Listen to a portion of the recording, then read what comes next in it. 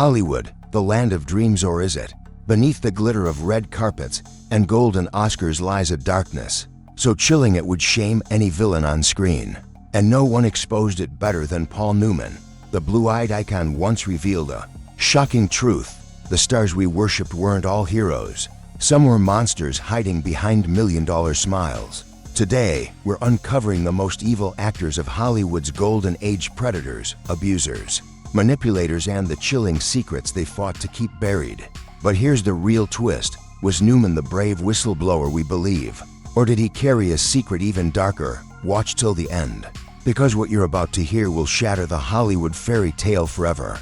The first name on this list is a man worshipped by millions. Errol Flynn, the swashbuckling star of the Adventures of Robin Hood. Women adored him. Men wanted to be him. Magazines called him the ultimate man of adventure. But in 1942, Flynn's name was splashed across headlines for all the wrong reasons. The shocking headline read, "Robin Hood in the dock." He was accused of sexually assaulting two underage girls. The trial gripped the nation.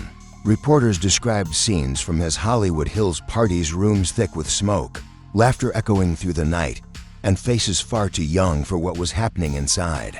Fans packed the courtroom, desperate to see if their hero would fall. But Flynn walked free, and as he left the courthouse, he lit a cigarette and smirked. "The ladies will still love this Robin Hood." That arrogance disgusted Paul Newman, who later said, "I had never seen arrogance so naked." But the whispers never stopped. Servants spoke of days-long parties with rivers of wine and terrified young girls. Flynn's mansion became a palace of secrets where fear and desire collided.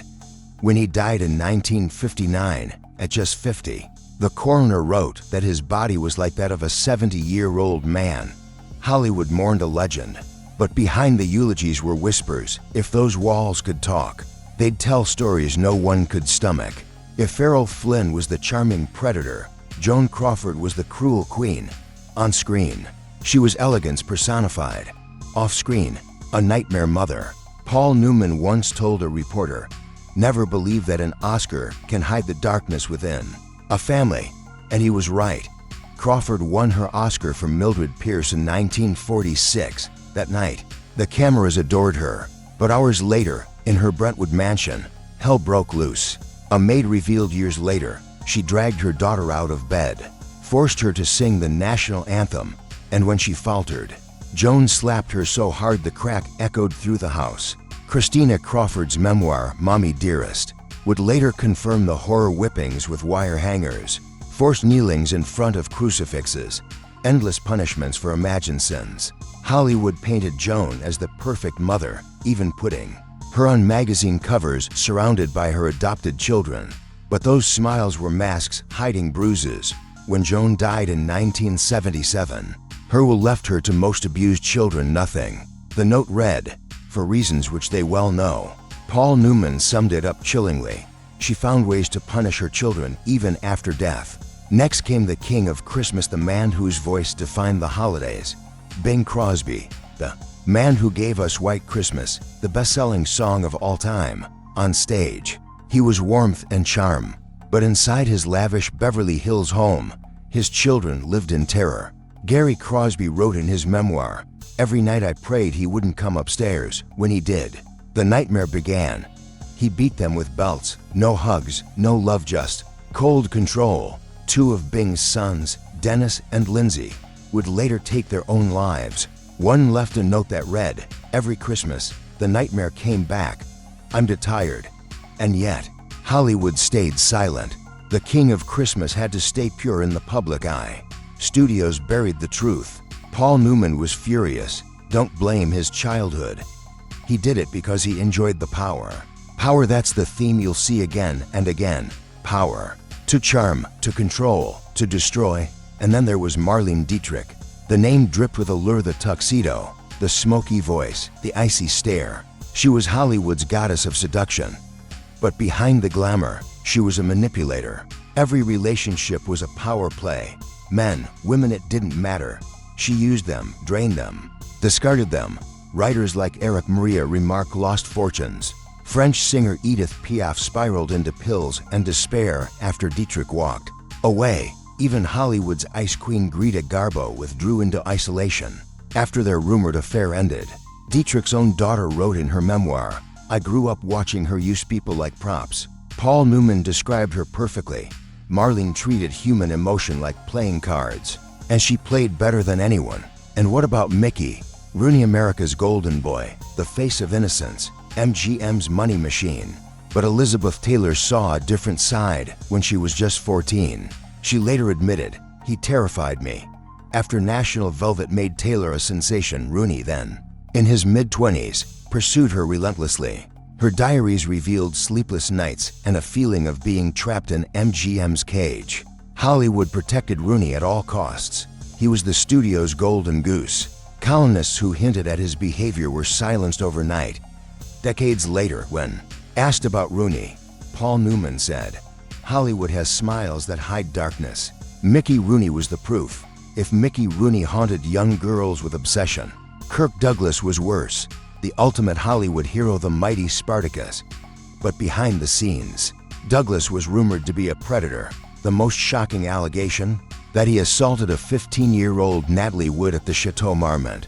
In 1905, for her sister Lana Wood wrote in her memoir, "Natalie came back shaken, her eyes red, her clothes disheveled." For decades, this was Hollywood's darkest open secret. And when Natalie mysteriously drowned years later near Catalina Island, some whispered, was it connected to what happened that night? Douglas was honored with Oscars, medals, and tributes. But Paul Newman once said, "Spartacus may have been a hero on screen, but Kirk Douglas was never a hero." Then came Bette Davis, a woman whose brilliance on screen hid a storm of cruelty. Behind the camera, her violence on set was legendary. She slapped co-stars, humiliated crew, and turned sets into war zones. During whatever happened to Baby Jane, she shoved Joan Crawford so hard that Crawford ended up in the hospital. When reporters asked about it, Davis smirked, "I was just doing my job." Paul Newman put it bluntly, "No one denies Betty's talent, but I've never seen a woman spread so much fear." And then the brutal giant Wallace Beery. On screen, he played lovable dads. Off screen, he was a monster. His name was linked to the mysterious death of Ted Healy, founder of the Three Stooges. Witnesses saw Beery in a violent brawl with Healy hours before his death. Days later, MGM shipped Beery off to Europe. Case closed.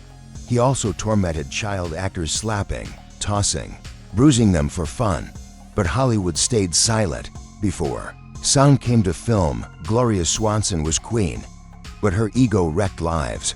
On the set of Queen Kelly, she demanded entire sets rebuilt twice because the color didn't match her eyes.